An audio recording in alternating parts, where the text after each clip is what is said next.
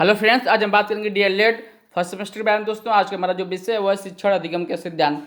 इसमें दोस्तों हम लोग मोस्ट इंपॉर्टेंट जो लघु उत्तरीय प्रश्न है उसके बारे में हम लोग चर्चा करेंगे। दोस्तों मैंने वही प्रश्न लिया जो आगामी एग्जाम में पूछा गया था। अगर आप मेरे चैनल पर नए आते तो मेरे चैनल को सब्सक्राइब भी कर लीजिए, क्योंकि दोस्तों मैं आप लोगों के लिए ऐसा वीडियो बनाता रहता हूँ। चलिए दोस्तों स्टार्ट करते हैं। इसमें जो पहला प्रश्न है कौन सा है, उपचारात्मक शिक्षण किसे कहते हैं। चलिए दोस्तों हम लोग इसके बारे में अच्छे से देख लेते हैं। ठीक है, उपचारात्मक शिक्षण शिक्षक रूप से पिछड़े बालकों के लिए उपयोगी है। ठीक है, जो आपका उपचारात्मक शिक्षण है यह शिक्षक रूप से, ठीक है, पिछड़े बालकों के लिए उपयोगी होता है। इस शिक्षण के अंतर्गत बालकों की कठिनाइयों को जानकर उनका निवारण किया जाता है। जो आपका उपचारात्मक शिक्षण है इसके अंतर्गत बालक के अंदर जो भी कठिनाई उत्पन्न हो रही है उनको जान के उनका निवारण किया जाता है। इसमें कुछ पॉइंट है दोस्तों, देख लेते हैं। ठीक है, उपचारात्मक शिक्षण केवल कक्षा 2 तथा कक्षा 3 के लिए है। ठीक है, जो उपचारात्मक शिक्षण है वो कक्षा 2 और कक्षा 3 के बच्चों के लिए है। आपका तीसरा पॉइंट हम लोग देखेंगे, इसमें दिया है कि उपचारात्मक शिक्षण के अंतर्गत केवल भाषा तथा गणित से संबंधित कठिनाइयों को दूर किया जाता है। जो आपका उपचारात्मक शिक्षण है इसके अंतर्गत जो आपका भाषा जैसे लैंग्वेज हो गया, हिंदी हो गया, इंग्लिश हो गया, संस्कृत हो गया, सब क्या आपका लैंग्वेज है इनका, और जो गणित से संबंधित कठिनाइयों को दूर किया जाता है। और छात्रों के कठिनाइयों को सत्र परीक्षा, अर्धवार्षिक परीक्षा तथा वार्षिक परीक्षा के द्वारा यहाँ पर दोस्तों किया होगा। ठीक है, किया जा सकता है। अब दोस्तों हम लोग देखेंगे अगले प्रश्न में। इसमें प्रश्न पूछा कि उपचारात्मक शिक्षण की प्रमुख विधियाँ क्या क्या हैं। चलिए उपचारात्मक शिक्षण की प्रमुख विधियों के बारे में हम लोग देखेंगे। बच्चों की कठिनाइयों को जानकर उनका निराकरण करने के लिए निम्न उपाय किए जाते हैं। इसमें से पहला है व्यक्तिगत शिक्षण विधि। ठीक है, किसी एक बच्चे को मतलब एक व्यक्तिगत तरह से शिक्षण विधि का इस्तेमाल करना। दूसरा है समूह शिक्षण, तीसरा साधारण अभ्यास कार्य, चौथा है विशिष्ट अभ्यास कार्य। ठीक है, और आपका लास्ट है पुनरावृत्ति एवं गृह कार्य। ये सब क्या है, उपचारात्मक शिक्षण के 5 बिंदु हैं। ठीक है, प्रमुख बिंदु। अब देखेंगे नेक्स्ट प्रश्न इसमें दिया है कि उपचारात्मक शिक्षण से क्या क्या लाभ हैं। चलिए हम लोग देख लेते हैं लाभ। पहला पॉइंट दिया है कि इससे छात्र में उपस्थित कठिनाइयों का पता चल जाता है। ठीक है, इस विधि से जो छात्र के अंदर उपस्थित जो कठिनाइयाँ हैं उसके बारे में पता चल जाता है और उसका निराकरण, उसको दूर करने का प्रयास किया जाता है। सेकेंड पॉइंट है कि इससे छात्रों का मानसिक विकास किया जा सकता है। जो छात्र है उसका इस विधि से मानसिक विकास किया जा सकता है। अब हम लोग देखेंगे दोस्तों नेक्स्ट पॉइंट इसमें दिया है कि इसके प्रयोग से शिक्षण प्रक्रिया क्या है, प्रभावशाली हो जाता है। आपका चौथा है छात्रों को इस शिक्षण द्वारा उचित दिशा में मोड़ा जा सकता है। चलिए दोस्तों देखते हैं हम नेक्स्ट प्रश्न। इसमें प्रश्न पूछा है कि दक्षता आधारित शिक्षण से आप क्या समझते हैं। चलिए इसके बारे में हम लोग देख लेते हैं।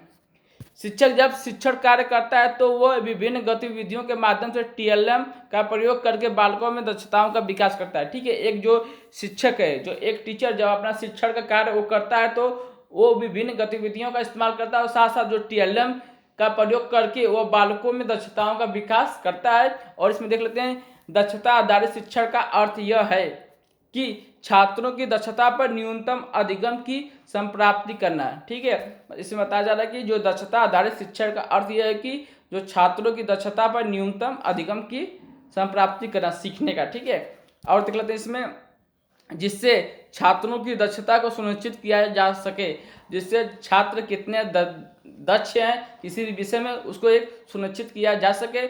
और गणित में बालकों की दक्षता सुनिश्चित करने के लिए बालकों को निम्न बातों पर ध्यान देना चाहिए। तो कौन कौन से बातें, चलिए हम लोग उसको देख लेते हैं। पहला संख्याओं की धारणा, बच्चों में संख्याओं की धारणा उत्पन्न होनी चाहिए। दूसरा है बच्चे संख्याओं को पहचानना चाहिए कि वो संख्या कौन कौन सी है, और संख्याओं को लिखना भी आना चाहिए। संख्याओं को लिखने का सही क्रम, भाषा की दक्षता इस प्रकार। चलिए देख लेते हैं। पहला सुनना। ठीक है, जब बालक अच्छे से सुनेगा तभी वो अच्छा से बोलेगा, तभी वो अच्छा से पढ़ेगा, उसके बाद वो अच्छा से लिखेगा, ये गणित का। ठीक है, देख लेते हैं नेक्स्ट, बाल केंद्रित शिक्षण से आप क्या समझते हैं। बाल केंद्रित शिक्षण वह शिक्षण है जिसमें बालक को केंद्र मानकर शिक्षण कार्य किया जाता है। वर्तमान समय जो बाल केंद्रित शिक्षा है इसमें बालक को केंद्र मानकर शिक्षा प्रदान की जाती है। और बाल केंद्रित शिक्षण में बालक क्या होता है, प्रधान होता है, और इसमें अध्यापक प्रधान नहीं होता है। और बाल केंद्रित शिक्षण में बच्चों की जो रुचि है उसी की आवश्यकताओं को ध्यान में रखकर उस बालक का सर्वांगीण विकास किया जाता है। बाल केंद्रित शिक्षण परंपरागत प्रचलित शिक्षा प्रणाली से हटकर है। ठीक है, जो पहले की परंपरागत प्रचलित शिक्षा प्रणाली थी उसी से हट के है। ठीक है, क्योंकि यह बालक प्रधान होता है। ठीक है, अब देखते हैं अगले प्रश्न में कि बाल केंद्रित शिक्षण का उद्देश्य। चलिए इसका उद्देश्य हम लोग देख लेते हैं। पहला है बालकों को स्वयं करके सीखने पर बल देना। ठीक है, मतलब बालक किसी भी कार्य को स्वयं करे, उस पे एक अध्यापक को बल देना चाहिए, जिससे कि बालक स्वयं अगर सीखेगा तो वो चीज़ बहुत जल्दी वो सीख लेगा। सेकेंड पॉइंट है बालक को दंड ना दे। और आपका थर्ड पॉइंट है बालक को रटाने के स्थान पर सिखाने की क्रिया पर जोर देना। बालक को किसी भी विषय का आपको रटाना नहीं चाहिए, उसको वो चीज़ सिखाने या समझाने पर उसको जोर देना चाहिए। और आपका जो चौथा पॉइंट है अधिगम क्रिया। ठीक है, जो आपकी सीखने की क्रिया उसको प्रभावी तथा रोचक बनाने के लिए बाल केंद्रित शिक्षण का अति आवश्यक है। आप दोस्तों इसमें देखेंगे एक और प्रश्न कि बाल केंद्रित शिक्षा का महत्व बताइए, इसका महत्व क्या है। तो चलिए दोस्तों इसका महत्व हम लोग देखेंगे। पहला आपका है बाल केंद्रित शिक्षा के द्वारा दिया गया ज्ञान सरल होता है, जिससे बच्चे आसानी से विषय वस्तु को सीख लेते हैं। बाल केंद्रित शिक्षा से बालकों में सामाजिक तथा नैतिक विकास होता है। जो आपका बाल केंद्रित शिक्षा है इसमें क्या होता है, इसकी वजह से बालकों में सामाजिक तथा नैतिक विकास का गुण उत्पन्न होता है। नेक्स्ट पॉइंट दोस्तों हम लोग देखेंगे, इसमें दिया है कि बाल केंद्रित शिक्षा में बालकों को उनके रुचि के अनुसार शिक्षा दिया जाता है। जो बाल केंद्रित शिक्षा है इसमें बालक को उनके रुचि के अनुसार क्या जाता है, शिक्षा दिया जाता है। दोस्तों आप देखेंगे हम लोग अगले प्रश्न में, इसमें पूछा है कि अपेक्षित अधिगम स्तर से आप क्या समझते हैं। चलिए इसके बारे में हम लोग देख लेते हैं। जो आपका अपेक्षित अधिगम स्तर है ये 3 शब्द से बना है। ठीक है, चलिए इस बारे में हम लोग अच्छे से देखेंगे। अपेक्षित इसका मतलब होता है निर्धारित न्यूनतम दक्षता। ठीक है, जिनकी आशा की जाए, मतलब कि एक न्यूनतम निर्धारित होता है दक्षता, दक्ष किसी भी सब्जेक्ट में। अधिगम में क्या होता है, सीखना, और स्तर में उपलब्धि। ठीक है, चलिए देख लेते हैं इसके बारे में हम लोग। जो आपका अपेक्षित अधिगम का स्तर का अर्थ क्या है, इसके बारे में हम लोग देखेंगे कि प्रत्येक कक्षा में विषय के लिए निश्चित न्यूनतम दक्षताओं को प्रत्येक बच्चा निश्चित रूप से प्राप्त करे। ठीक है, इसमें बताया जा रहा है कि एक न्यूनतम स्तर होना चाहिए कि बच्चे को इतना स्तर तक हर चीज़ उसको मालूम होना चाहिए। यही दोस्तों आपका अपेक्षित अधिगम स्तर अपेक्षा के अनुसार। ठीक है, अपेक्षित अधिगम स्तर की सम प्राप्ति के लिए 3 अधिगम अनुभव हैं, जो इस प्रकार हैं। पहले देख लेते हैं ज्ञानात्मक अधिगम अनुभव, दूसरा आपका भावनात्मक अधिगम अनुभव, और आपका तीसरा क्रियात्मक अधिगम अनुभव। अब दोस्तों हम लोग देखेंगे अगले प्रश्न, इसमें दिया है कि अपेक्षित अधिगम स्तर की आवश्यकता क्यों है या क्यों पड़ी। चलिए इस बारे में हम लोग देख लेते हैं अच्छे से। पहला पॉइंट है कि अपेक्षित अधिगम स्तर की आवश्यकता है इस प्रकार है। ठीक है, चलिए किस प्रकार हम लोग देख लेते हैं। अपेक्षित अधिगम स्तर के होने से शिक्षक को एक लक्ष्य दिखाई देता है। ठीक है, शिक्षक को क्या एक लक्ष्य दिखाई जाता है अपेक्षित अधिगम स्तर के तहत, जिसे शिक्षक को कोई भी कार्य पूर्ण करना होता है। ठीक है, सेकेंड पॉइंट है कि अपेक्षित अधिगम स्तर में शिक्षकों को छात्रों के मूल्यांकन में आसानी होती है। इस तरह से शिक्षक क्या करते हैं, छात्रों को मूल्यांकन करने में उनको आसानी होती है। आप देखते हैं एक और प्रश्न इसमें दिया है कि शिक्षण के उद्देश्य क्या क्या है। चलिए देख लेते हैं शिक्षण के उद्देश्य। शिक्षण का महत्वपूर्ण उद्देश्य सीखने की प्रक्रिया को सरल तथा रुचिकर या व्यवहारिक बनाना है। इसमें दोस्तों हम लोग देखेंगे कि पहला पॉइंट, शिक्षण का उद्देश्य बालकों को बौद्धिक प्रशिक्षण प्रदान करना है। ठीक, इसमें जो शिक्षण का उद्देश्य है वो बालक को बौद्धिक प्रशिक्षण प्रदान करना। आपका सेकेंड पॉइंट है शिक्षण के द्वारा बालकों का सामाजिक तथा नैतिक विकास होता है। शिक्षण के द्वारा बालक का सामाजिक और नैतिक विकास दोनों होता है। तीसरा पॉइंट देखेंगे कि शिक्षण के द्वारा बालकों का शारीरिक विकास होता है, और शिक्षण के द्वारा ही बालकों में वैज्ञानिक दृष्टिकोण का विकास होता है। ठीक है, अब दोस्तों नेक्स्ट प्रश्न इसमें पूछा है कि रुचिपूर्ण शिक्षा का उद्देश्य क्या है, इसके बारे में हम लोग देख लेते हैं। पहला क्या पॉइंट दिया, खेल खेल में बच्चों के प्रति भाग एवं कौशल का विकास। ठीक है, खेल खेल के प्रति बच्चों में क्या है, प्रतिभाग या किसी भी कौशल का विकास कराना। सेकेंड है कि बाल केंद्रित शिक्षा देना। ठीक है, जो आपका रुचिपूर्ण शिक्षण में ये बाल केंद्रित शिक्षा देना बालक के अनुसार। आपका नेक्स्ट पॉइंट है कि विद्यालय के वातावरण को भाव मुक्त कर बनाना, और लास्ट पॉइंट आपका है बालिका शिक्षा को प्रोत्साहन देना। जो बालिका शिक्षा है इसको भी प्रोत्साहन देना। ठीक है, एक और प्रश्न निकलता है इसमें दिया कि डाल्टन योजना की प्रमुख विशेषताएं बताइए। चलिए हम लोग इनकी प्रमुख विशेषताओं के बारे में चर्चा करेंगे। ठीक है, जो आपका पहला है इस पद्धति के अनुसार बच्चों की परीक्षाओं से मुक्त रखा जाता है। जो आपके डाल्टन विधि है इसके अनुसार क्या होता है, जो परीक्षाओं से बच्चों को मुक्त रखा जाता है। अब सेकेंड है कि इस विधि द्वारा बालकों को उत्तरदायित्व निभाने की शिक्षा दी जाती है। ठीक है, जो आपकी डाल्टन विधि है इसके द्वारा बच्चों में क्या उत्तरदायित्व निभाने की शिक्षा दी जाती है जिससे वह आत्मनिर्भर हो सके। आप तीसरा पॉइंट है, इस योजना के अनुसार विभिन्न योग्यताओं, बौद्धिक अवसर तथा रुचियों के विद्यार्थी अपनी इच्छा, सुविधा तथा गति के अनुसार कार्य कर सके। आज दोस्तों हम लोग देखेंगे अगले प्रश्न। इसने दिया है कि अनिवार्य एवं निःशुल्क शिक्षा से क्या आशय है। चलिए इसके बारे में हम लोग देख लेते हैं। संविधान की धारा जो आपकी है 45, उसके अनुसार 6 से 14 वर्ष के जो बच्चे हैं उनको निःशुल्क या अनिवार्य शिक्षा प्रदान करने की योजना है, जिसमें सर्व शिक्षा अभियान के तहत कहा गया है कि सब पढ़े सब बढ़े, इसका एक मुख्य उद्देश्य है।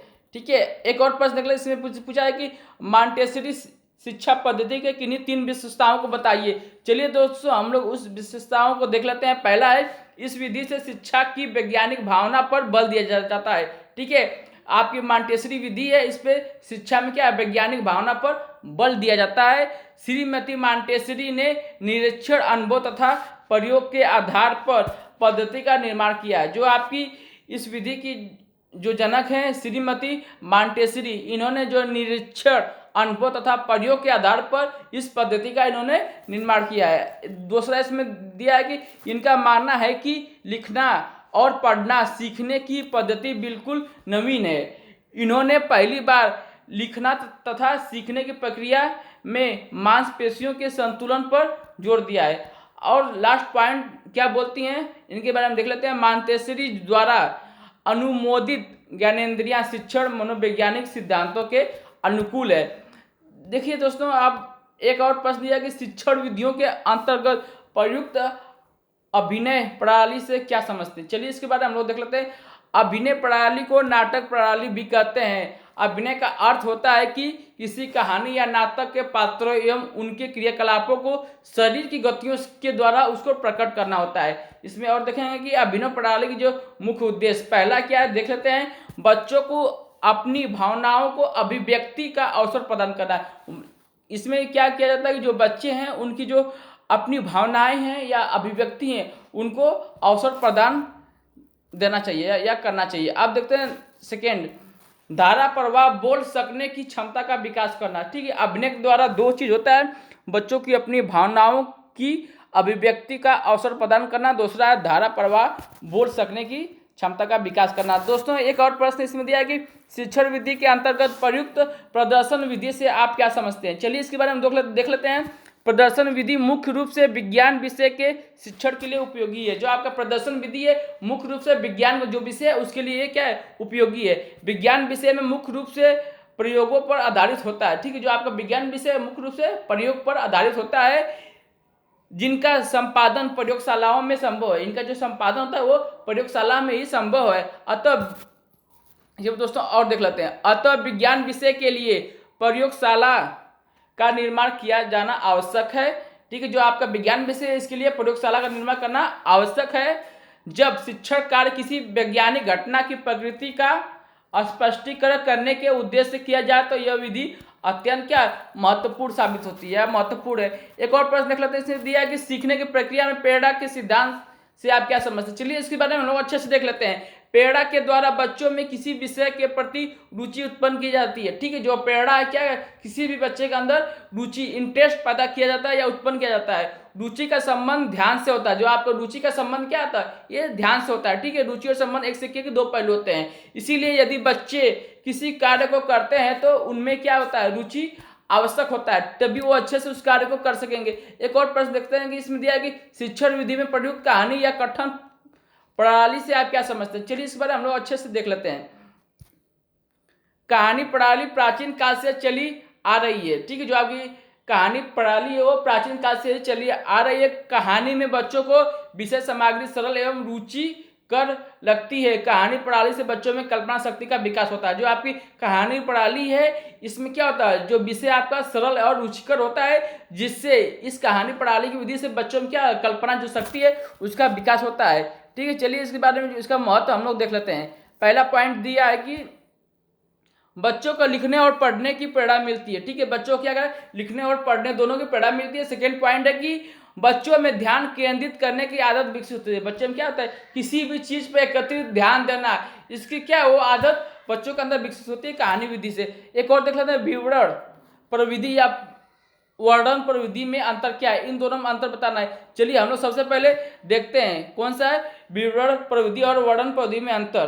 पहला आपका है विवरण संक्षिप्त होता है और वर्णन विस्तृत एवं लंबा होता है। जो आपका विवरण क्या होता है, संक्षिप्त होता है, जो आपका वर्णन है वो लंबा और विस्तृत होता है। सेकेंड में देखते हैं हम लोग, विवरण द्वारा तथ्यों को तार्किक क्रम से प्रस्तुत किया जा सकता है। जो विवरण विधि है इसके द्वारा किसी भी तथ्य को आप तार्किक क्रम से प्रस्तुत कर सकते हैं, और जो वर्णन विधि है, वर्णन विधि द्वारा तथ्यों को तार्किक एवं मनोवैज्ञानिक दोनों क्रम से प्रस्तुत किया जा सकता है। अब एक और देख लेते हैं इसमें कि विवरण, ठीक है, जो आपका विवरण है अधिकतर मौखिक रूप से दिया जाता है और वर्णन मौखिक तथा लिखित दोनों रूप से दिया जाता है। इन सब में ये अंतर है, ठीक है। एक और प्रश्न देखें इसमें कि ज्ञात से अज्ञात की ओर शिक्षण सूत्र के बारे में बताइए। चलिए दोस्तों हम लोग इसके बारे में अच्छे से देख लेते हैं। इसमें दिया है कि इसके अंतर्गत जो भी पहले से बच्चे जानते हैं उसी को, ठीक है, इससे पहले जो भी बच्चों को नॉलेज है, जानते हैं, उसी को आधार बनाकर उन बातों को बताया जाना जो वे नहीं जानते हैं, ठीक है। उन्हीं बातों को जो जानते हैं उन्हीं बातों को आधार बना के जो नहीं जानते उसको ज्ञान दिया जाता है। इस प्रकार से शिक्षक कार्य करने से बच्चे क्या होते हैं, रुचिपूर्ण सीखते हैं। जैसे बालक को अंग्रेजी में पढ़ाना हो तो पहले उसे अक्षर ज्ञान ABCD आदि सिखाएं, फिर उस ज्ञान को आधार बनाकर बॉय मैन डॉग आदि सिखाया जाता है। चलिए दोस्तों एक और प्रश्न इसमें, ठीक है दोस्तों, तो ये मेरा प्रश्न यहीं पे कंप्लीट होता है। तो दोस्तों आपका मेरा वीडियो कैसा लगा कमेंट करके जरूर बताइएगा। अच्छा लगा लाइक कीजिएगा, अपने दोस्तों में शेयर कर दीजिएगा। अगर मेरे चैनल पर नया तो मेरे चैनल को सब्सक्राइब भी कर दीजिएगा। धन्यवाद।